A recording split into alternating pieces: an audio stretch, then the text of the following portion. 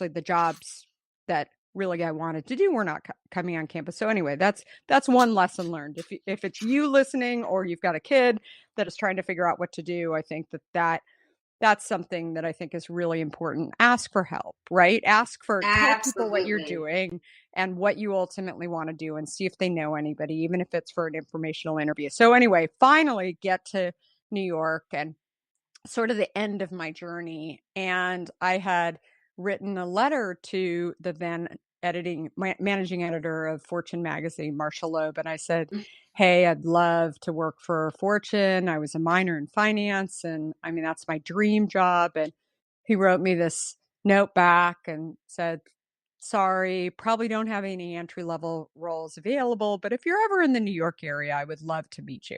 This So is I, the of best course, story ever.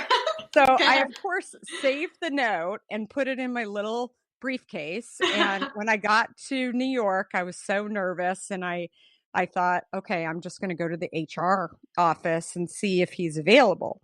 And because I had tried to reach out to him a couple of times after he sent this note to schedule, but he wasn't returning the calls, or his assistant wasn't returning the calls. But I figured I was already in New York, so why not? Right. I'll just stop by. And so I stopped by, and I can still see the woman's face who was the receptionist. I said, hi, I'm here to see Marshall Loeb. And she said, do you have an appointment? And I said, not really, but he gave me this letter, and I pulled the letter out, and she's reading the letter, and she said, okay. So she gets her boss, and her boss looks at it, not sure what to do. They end up getting the head of HR. I mean, this is like little This- 21-year-old Kara. yes. I've got like the head of Time Inc. HR, which was the umbrella company for Fortune. And she came out and she said, I'm sorry, he can't see you. I think what he meant in the letter was if it was convenient. And I just sat there and listened and stared at her. And then I said, well, is there any other jobs in the building? That I'll do anything. I mean, I just really want to work closely with Fortune magazine. This job is not at Fortune magazine, but there's another job at Time magazine. And I knew it was in the building. So I figured, I'll get a job at Time, and then eventually I'll wander over to Fortune. Maybe I'll get a job there. And that never happened, but I ended up interviewing and then getting an offer with an incredible woman who I'm still in touch with, Brooke McMurray. And it was amazing. And it's funny, I actually got a letter a couple of weeks ago from Marshall Loeb's son, which was hysterical. And Michael Loeb actually works in the building. And I sent him the book, and I said his father passed away a couple of years ago. And I said, I think you'll really appreciate this story. And I sent it to him, and he wrote me back, and he said, thank you so much for reminding me about my dad, that my dad did that all the time to college students. He always said, come by, and it wasn't anyone other than my dad who wrote those letters. And anyway, it was really, really sweet. But so I tell you, when I got to that part in the book, I couldn't put it down. I was like, oh my God, because that was just such the best story ever. I hope he's supplied forever in life with hint water. I hope that you supply. I know, hysterical, right? Well, yes. His son, Michael or Marshall? Both of them. Well, actually, Marshall, really, right? It's a funny story, because Michael was he was at Sports Illustrated, and I got to know him a little bit. He was very good friends with my boss. And then he actually launched a magazine called Entertainment Weekly while his dad was over at Fortune. And he always came by to talk to my boss. And so I got to know him a little bit. And then years later, I went on to CNN, and then I ended up moving to the West Coast, to San Francisco, and worked for a startup that got acquired by America Online. And when I was at America Online, and all my former companies were coming together into one company, Michael was actually still at Time and inside the building. And he reached out to me and said, I'd love to talk to you. There's a lot of people from AOL and some of these other companies that I think, you've obviously got relationships and experience. And I mean, it was just crazy. Here I was, I had been a 21-year-old executive assistant, and he's now asking me for my advice and help. And he became a friend. And then we lost track of each other after I left AOL and started Hint. And then one day, he was having an event out in the Hamptons. He has a place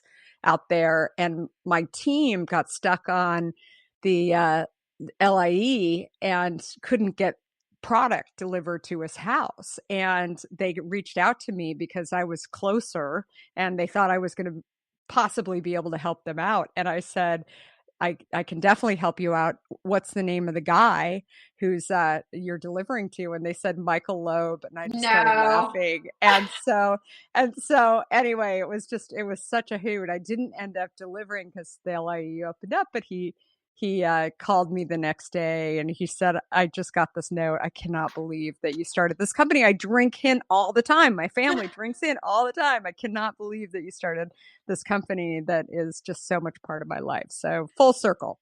I know. I felt this. That's like amazing. If you just, I'm talking to Kara Goldin. She is the founder and CEO of Hint Water, which everybody loves. It's my favorite. Her new book, Undaunted: Overcoming Doubts and Doubters. And your doubts and doubters. Let's talk about that for a minute, because you talk a lot in this book about your own doubts, your own fears. And it's tough for everybody. I mean, everybody doubts themselves when they're starting something, and how to overcome that. So the book is the story of Hint, not for its namesake, but you offer insight into practical guidance for all of that and how you overcame all that, which is so inspirational. Throughout You. this whole book, there's so many great stories in there. And thank you for sharing. That's right. I had to bring that up. And I also love your story about Senator McCain in this book. Yeah. That was another great thing. I mean, when you look back on it, here you were like, I'm going to start this company. And now you're like, InStyle's badass 50, first company's most creative people in business. Fortune's most innovative women in food and drink. I mean, when you look back, are you like pinching yourself saying, "Oh my gosh"?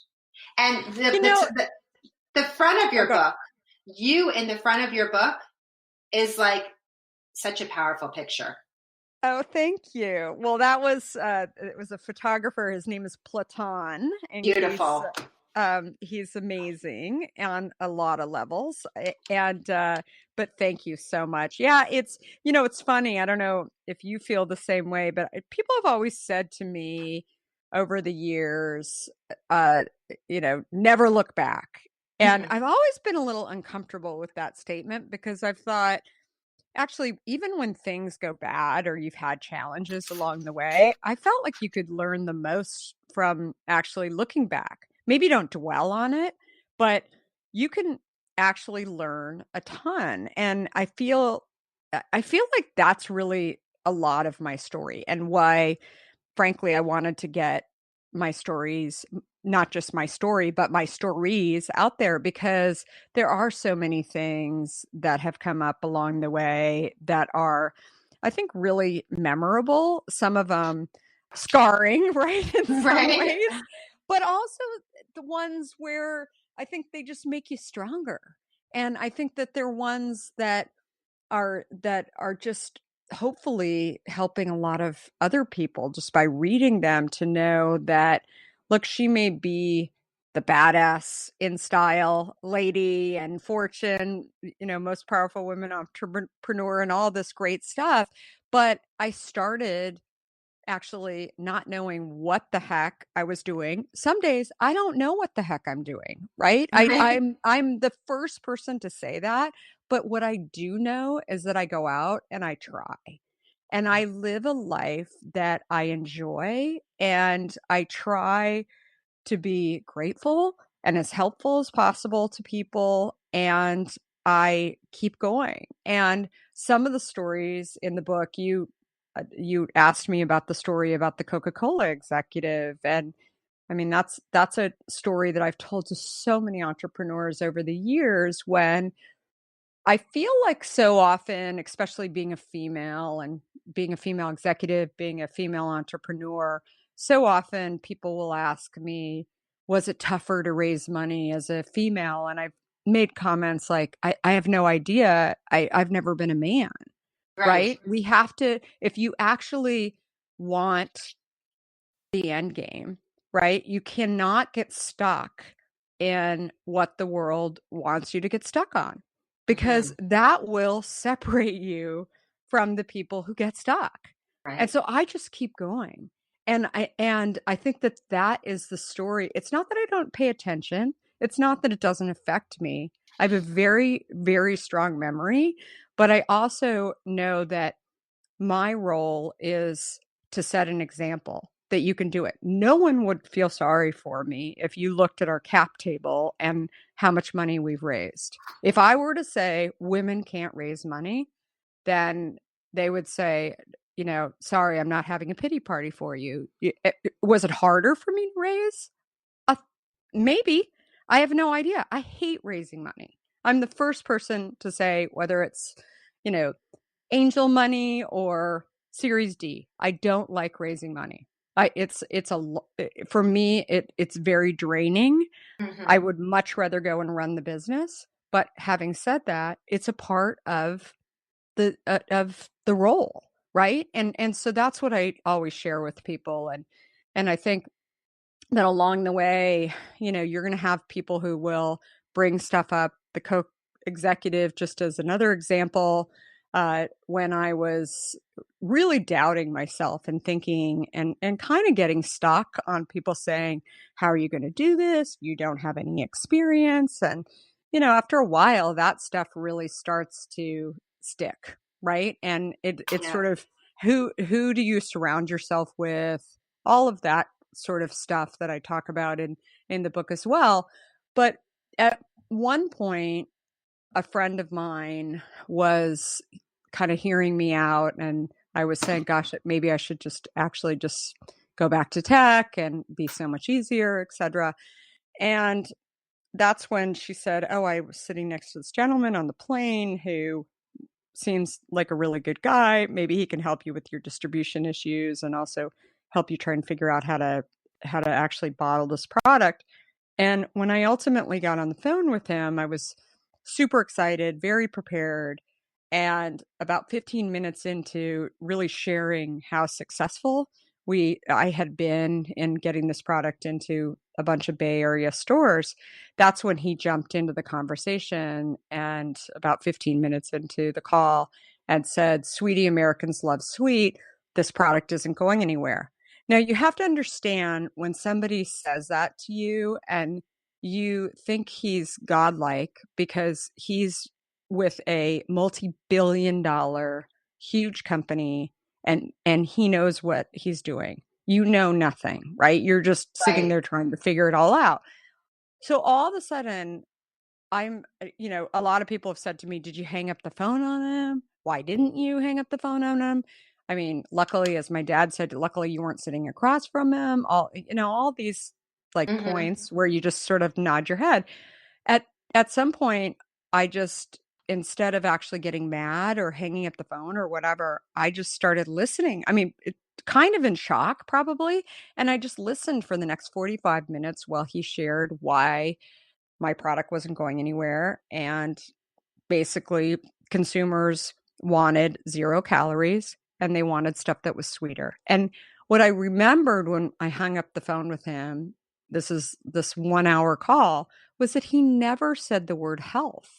And it kind of bothered me because when I started talking about my product and really telling people why I was doing this, it was totally because of health and my own Right. story. And then also all these consumers that had just bought it in San Francisco and the Bay Area, they were sharing with me how it had helped them get healthy.